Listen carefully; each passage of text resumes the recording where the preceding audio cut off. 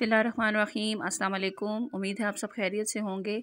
आज मैं आपके साथ शेयर कर रही हूँ एक बहुत ही मज़ेदार और कड़क सी चाय जो कि पीने के बाद आपके 14 तबक रोशन हो जाएंगे और मेहमान भी इसकी तारीफ़ करते थकेंगे नहीं।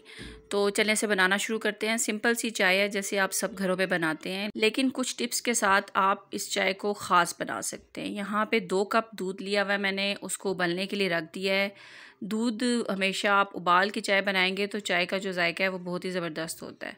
इसके बाद मैंने इसमें शामिल किया है 1 कप पानी का। इसके साथ इसमें शामिल करूँगी मैं 3 अदद हरी इलायची।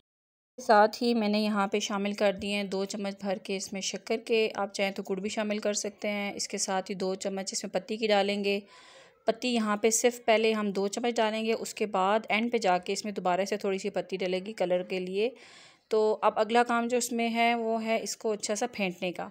चाय को जितना अच्छा आप फेंटेंगे उतनी ही ज़्यादा ये टेस्टी बनेगी, उतनी ही ज़्यादा इसके अंदर वॉल्यूम भी आएगा। ढाबा वगैरह पे जाते हैं तो उस पर आप जो चाय पीते हैं उसको खूब फेंटा हुआ होता है, तभी वो चाय पीने में बहुत ही मज़ेदार लगती है। हमारे यहाँ तो जब कभी कोई मेहमान आते हैं तो अक्सर मैं उनके लिए चाय इसी तरीके से मिक्स करके सब कुछ ऊपर रख देती हूँ और जब तक उनसे 2-4 बातें करते हैं तो चाय हमारी रेडी हो जाती है। और सच्ची बात यह है कि चाय पीने में वही मज़ेदार लगती है जो कि खूब पक्की हुई हो, या जिसको पंजाबी में कहते हैं कि खप्पी हुई हो चाय।